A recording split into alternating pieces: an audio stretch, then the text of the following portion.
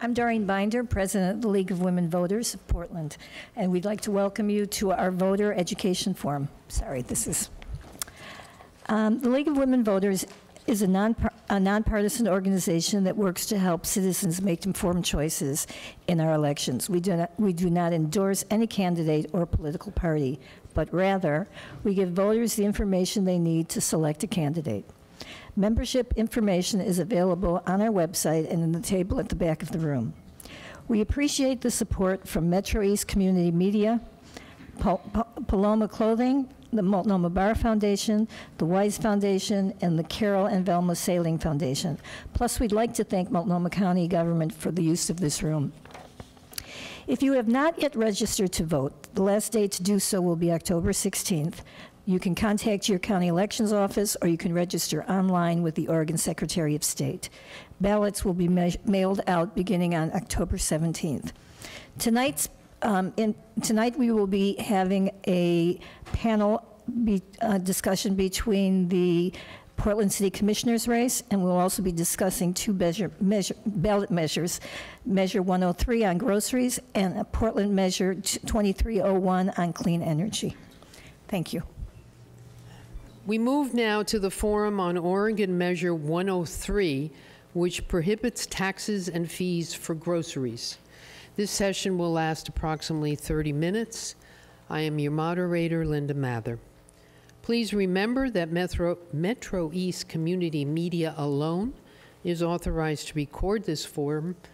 Audience members may not use any type of image or sound recording device during the forum.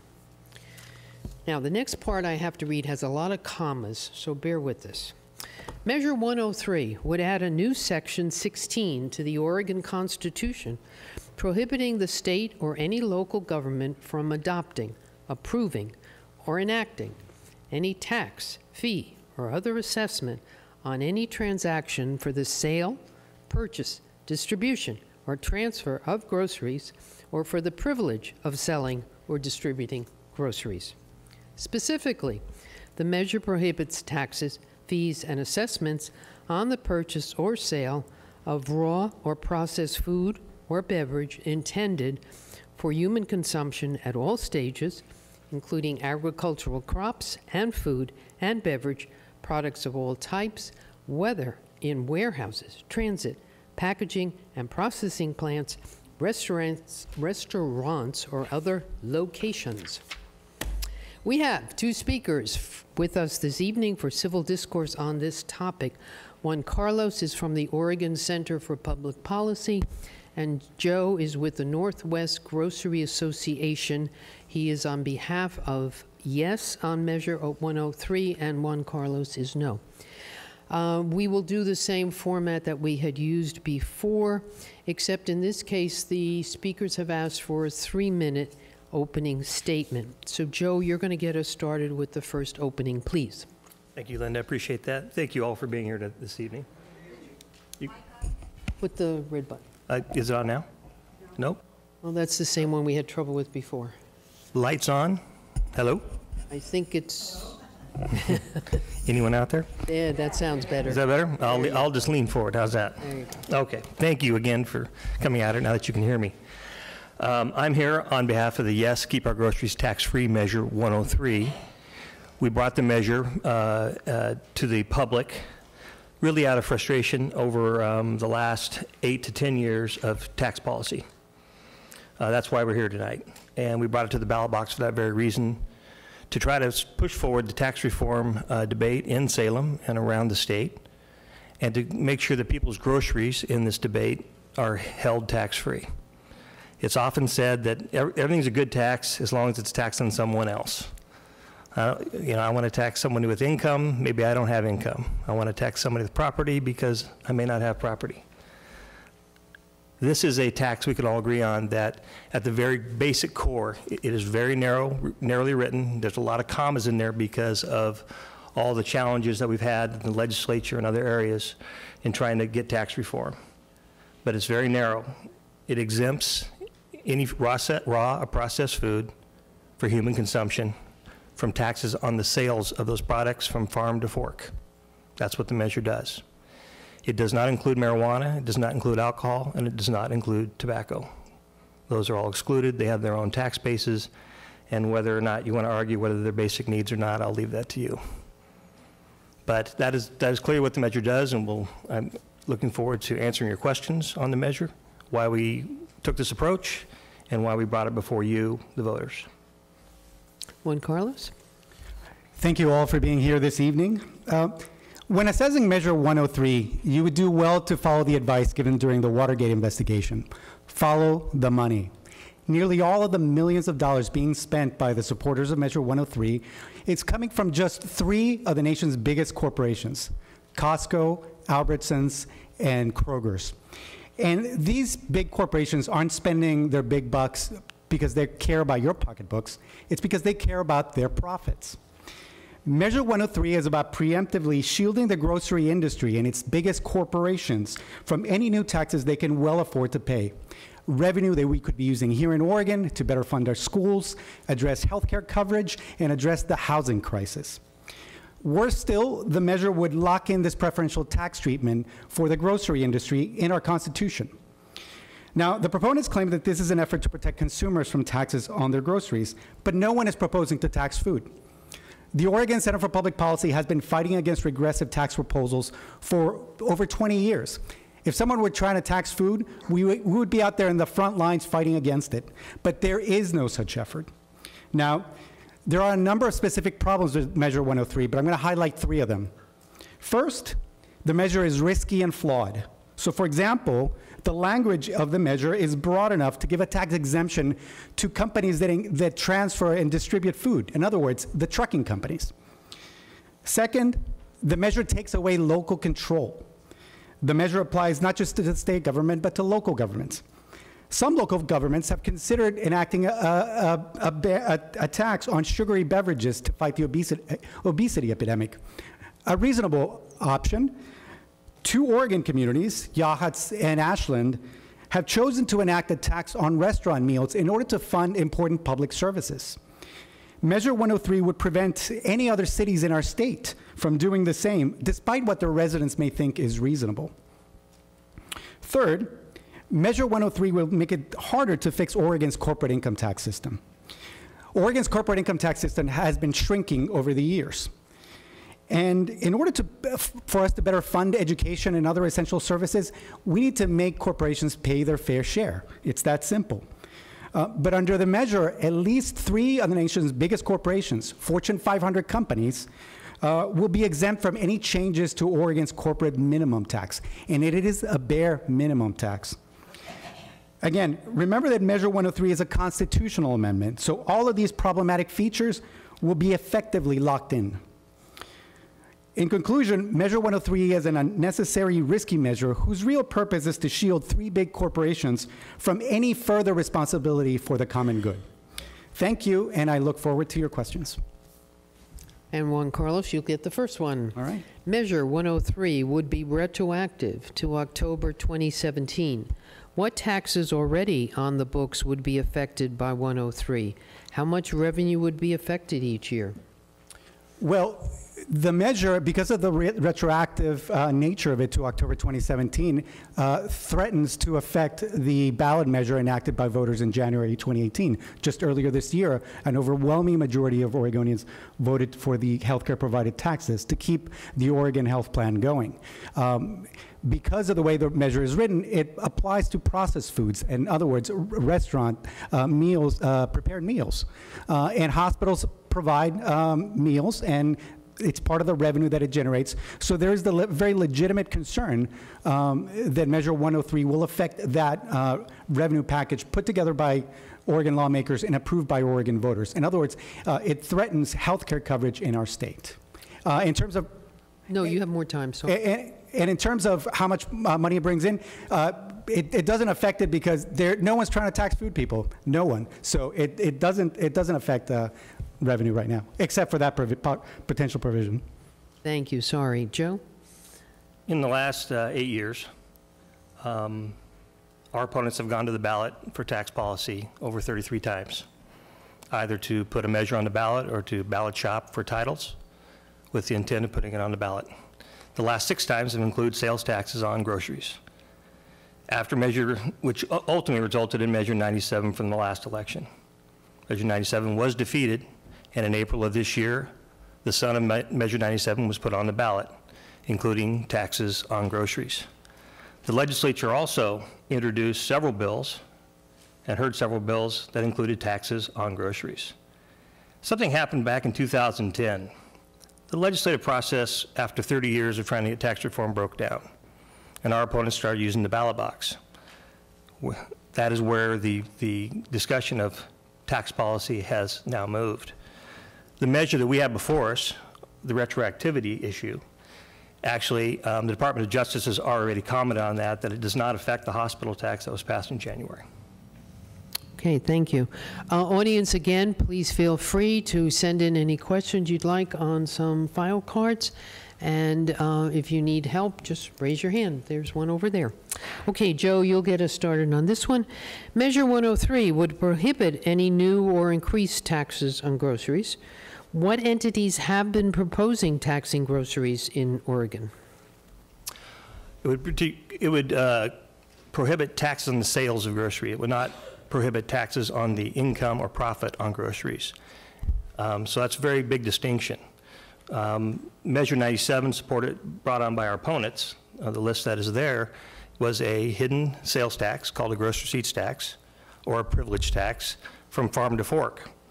So it was a 2.5% tax on everything. When you sell the cucumbers to the processing plant, it's 2.5%. When you make the pickles and you sell those to the distributor, those are 2.5%. When they sell out to retail, there's 2.5% on that. And when the retailer sells to the consumer, there's 2.5% on that. It was combined, depending on how many people touch it, it's anywhere from a 5% to 8% sales tax on your groceries. And that is a regressive tax. So this threat is here, it's here now, and it hasn't stopped. So we want to take the issue of food out of this mix of tax discussions, and we have to get at the issue of income tax, including corporate income tax, and our fair share. Juan Carlos? So we supported, the Oregon Center for Public Policy supported Measure 97.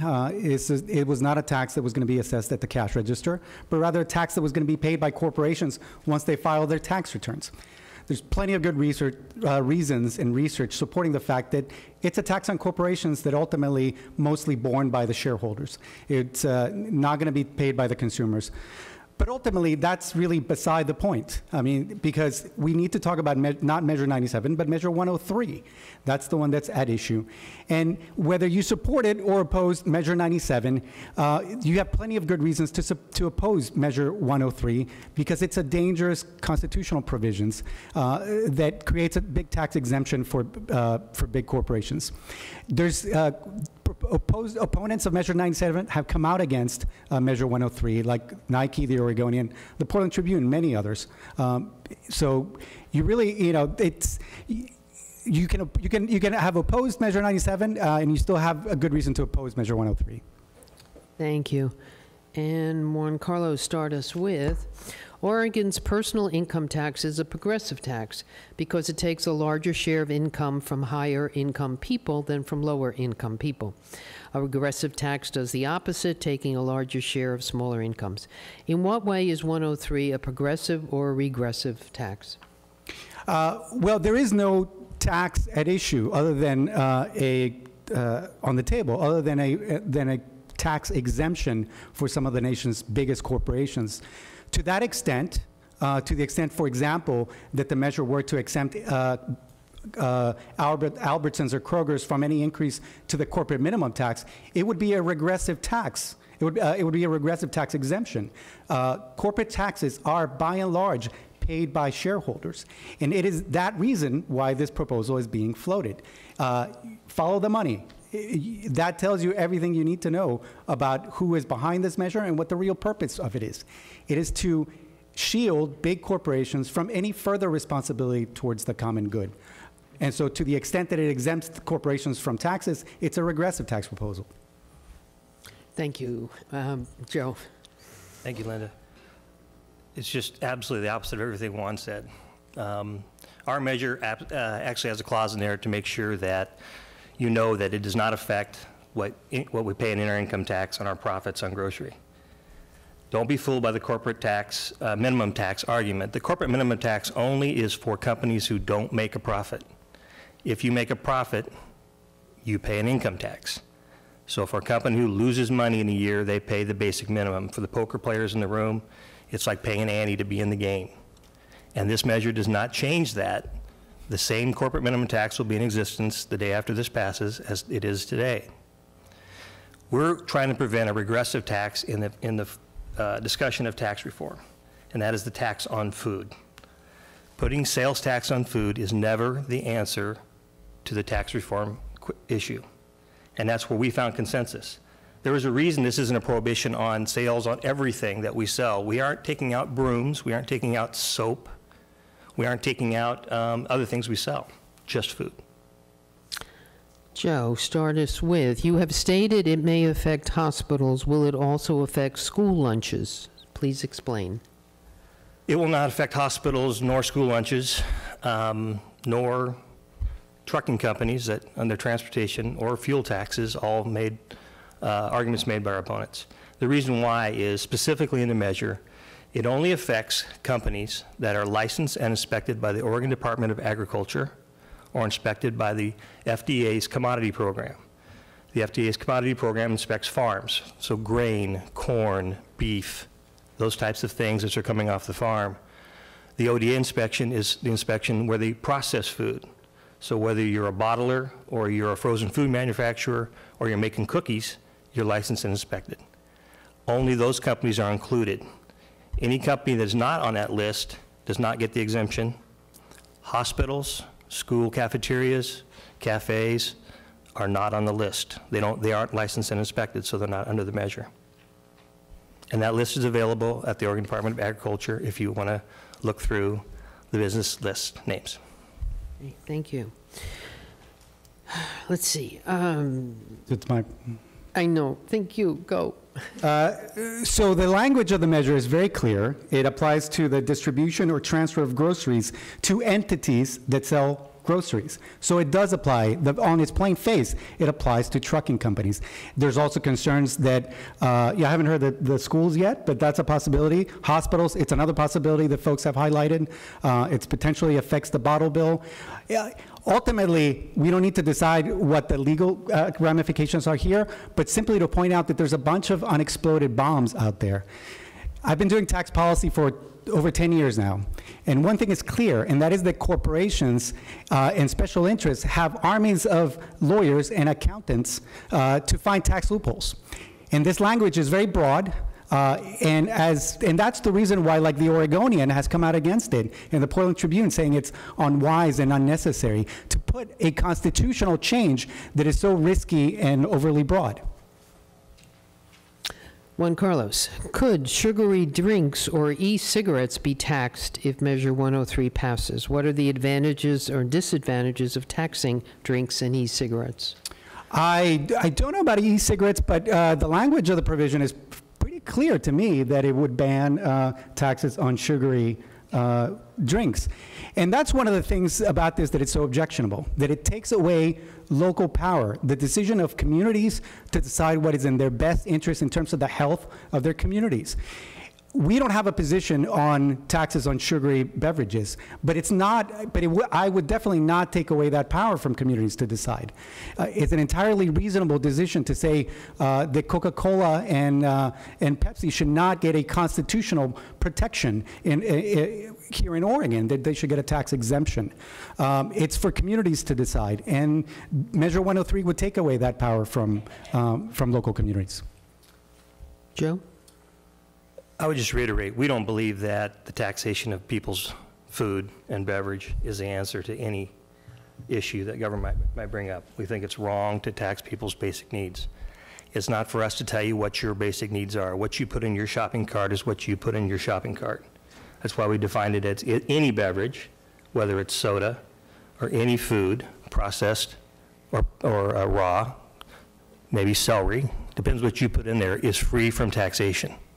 And no regressive taxes on people's foods. Struggling families, struggling seniors, other people on fixed incomes, veteran family who struggle to put food on the table, their food should not be taxed for the problems that we do face in the state and then we do face locally. We're saying that's just the focus of this measure is very, very narrow. Constitutional amendment's an interesting one. The reason we're doing constitutionally, our Constitution has been amended over 240 times since our inception. Our whole system is just set up to have the Constitution as a living document. And even Measure 102, supported by our opponents, is a constitutional amendment. So you got to get left or right on that issue. Okay, this is a little bit long, so bear with me. Joe, you're going to start us. Measure 103 would prohibit new or increased taxes on groceries, including grocery stores and warehouses. If the legislature approved an increase in the corporate minimum tax to fund schools, could every store start selling candy bars and every warehouse start storing at least one case of food, thereby failing to pay this tax increase? No, that would be, you'd have to be licensed and inspected by the Oregon Department of Agriculture. And by putting a case of food of any kind in a warehouse does not qualify you for that. You'd have to go down and get licensed to show that you are actually a food company. So there's no way around just kind of showing up as a counterfeit company in the measure. Juan Carlos? I think it's an excellent question. I think it goes to the ways that this measure can be gamed. And again, corporations and special interests are quite good at finding and exploiting those loopholes. Now, what's clear, and we've talked about this, is that corporations that transfer food, like trucking companies, on its face of it, would be exempt. One thing that I want to go back to that was that I didn't address before is, look, Oregonians have shot down general sales taxes 9 times. The 10th time is unlikely to be the charm. Oregonians simply do not support it, and this is an unnecessary measure. And this is also a complicated measure. I'm going to take a point of personal privilege here.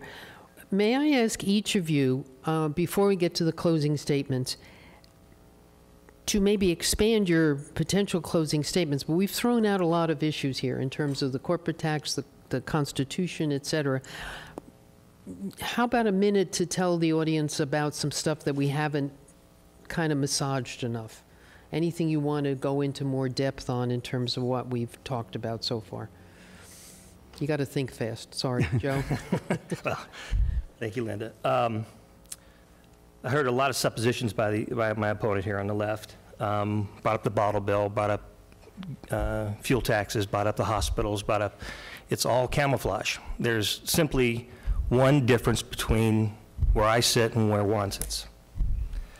Those who want to tax groceries and want to keep that alive and keep filing measures at the ballot box and keep filing more initiatives, which they have over and over 6 times in the last 4 years, to tax groceries, and those who want to say, hands off people's groceries, hands off their food, you're going to make prices go up, you're going to hurt people on fixed income, you're going to hurt people who are trying to put food on the table. Let's talk about all the other issues in tax reform. Juan Carlos? Just for the record, visit our website and you'll see what we stand for. We are very clear on being against regressive taxes and have been for 20 years. But the issue that I want to highlight is this. Here in Oregon, we're facing a lot of needs. Our schools are chronically underfunded. We have a severe statewide housing crisis, and our lawmakers have done very little to invest in them. We need to find revenue to address these problems that are affecting Oregonians. And this measure is basically a roadblock. It's a power play by 3 big corporations to shield themselves from any further responsibility. That's the goal, and made worse by the fact that it is a constitutional amendment. Joe says that, oh, well, the Oregon Constitution contains all kinds of junk. But once you put it in there, it's really hard to get it out of there. So, and worse when it's a loosely drafted one that will create all kinds of unintended consequences. All right, I threw you guys a curveball there, but technically you still have a closing statement. Juan Carlos, you want to take it? Sure. Well, thank you all for being here this evening, and thank you, Joe, very much for participating. With Measure 103, 3 of the nation's very biggest corporations are making a power play. They're trying to get not just a special tax advantage, but a constitutionally protected tax advantage. This would come at a time when Oregon is trying to figure out a way forward to better fund our schools and our statewide housing crisis. Measure 103 would create an obstacle towards resolving these problems. A no on Measure 103 is a no to a corporate power grab. A no on Measure 103 is a no to 3 big corporations changing Oregon's constitution to their advantage. A no on Measure 103 is a no to special interests coming into our state and taking away local control over community finances and community health issues. This November, you can protect Oregonians by voting no on Measure 103. Thank you. And Joe. Our campaign, yes, keep your groceries tax-free, is really quite self-explanatory right in the title. This is about keeping people's basic needs, basic food, anything that you eat or drink, tax-free and out of this discussion. We have lots of issues in Oregon. We have lots of issues locally. But taxing your groceries and having an aggressive tax on food, we've never had one in Oregon. But the assault is on. It has been going on for the last 8 years. Over 33 times they've been at the ballot box trying to go through tax policy. The last 6 have included sales taxes on groceries from farm to fork, just so you wouldn't see it. So we're not here because we don't have anything better to do or where it's a greedy grab. We're here because it's bad tax policy and we don't think that we should be making food more expensive in this climate. And we got to get people at the table. That includes the governor, that includes the legislature, on real tax reform, but not at the expense of people's dinner tables or putting food on their table for their kids to go to school. It's just the wrong thing to do. Vote yes on Measure 103. We thank you. Thank you. Thank you, and thank you for your flexibility. Thanks also to Metro East Community Media for recording, for all of you in the audience, for the volunteers collecting the questions and timing. Please check our website, lwvpdx.org, to view all our forums and for TV replay information. For more election information, pick up our nonpartisan voters guide, which is also at the back of the room for you here, but for those of you watching on TV at your local public library, New Seasons Market, or Meals on Wheels Dining Center. For the similar information, go to vote411.org. Election Day is November 6th. As in all Oregon elections, you will receive a mail-in ballot if you do not check with your County Board of Elections to make sure that your registration is accurate. Ballots must be mailed early or delivered to an official drop-off site anywhere in Oregon no later than 8 p.m. on Tuesday, November 6th. The postmark itself does not count. Thank you for watching. Be informed, as you are, by doing all this work. And you can see how complex this issue is from the information that the gentleman has given us. Remember, your vote is very important. Help your friends, neighbors, and family vote. And we'll now take a short break after we thank our panelists.